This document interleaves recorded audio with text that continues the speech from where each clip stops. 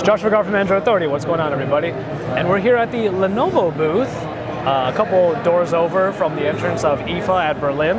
And you might not hear about Lenovo a whole lot, probably mostly because of their notebooks is what you know them for. But they do have a smartphone, Android powered, and we have it here for you. This is the Lenovo Vibe X.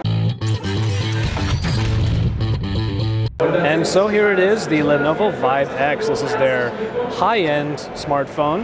Not necessarily considered top tier, but I'll get into that in a little bit. But this is basically what we're looking at. And as you can see, when I put it on its side already, it is an incredibly thin device. It's very, very thin, just millimeters thick. And even with the tether that's over here, you can definitely feel that it is very, very easy to handle in one hand. For a 5-inch screen device, this is actually pretty cool.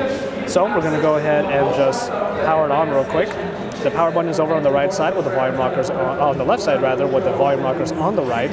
You do have a 5-megapixel camera over here at Lenovo, and there is a sticker right here that says not available for sale in Europe, including Germany. So this is probably a phone mostly geared towards the Asian market. But nonetheless, we are pretty interested in this particular phone because it does pack a number of nice features. I'm just heading over to the phone right now.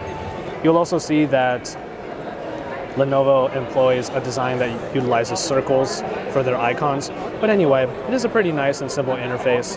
It seems that there is a little bit of speed right here, but what we're working with here is a 1.5 gigahertz quad-core MediaTek processor that is powering this. So you're not really seeing a Snapdragon in here like has become very common.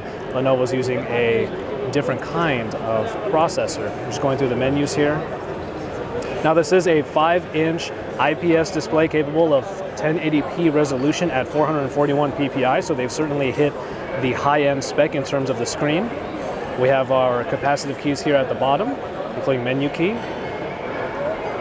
So it's an interesting device, mostly because its design is what is most intriguing. It does pack some high-end specs, but it does sort of fall short of getting into the top tier, mostly because it has a lesser camera at only 5 megapixels, and also I guess you could argue that MediaTek is not necessarily Qualcomm, so maybe the speed isn't necessarily there. As you can see here, there is a bit of stutter. It's not necessarily super fast, but that also might have a little bit more to do with the operating system rather than just the processor. After all, MediaTek does make some good processors that we've seen in certain devices.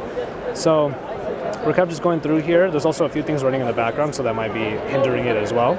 But yeah, that is just your first and very quick look at the Lenovo Vibe X. We're here on the floor at IFA in Berlin, so make sure you stay tuned because we have a lot of stuff ready for you.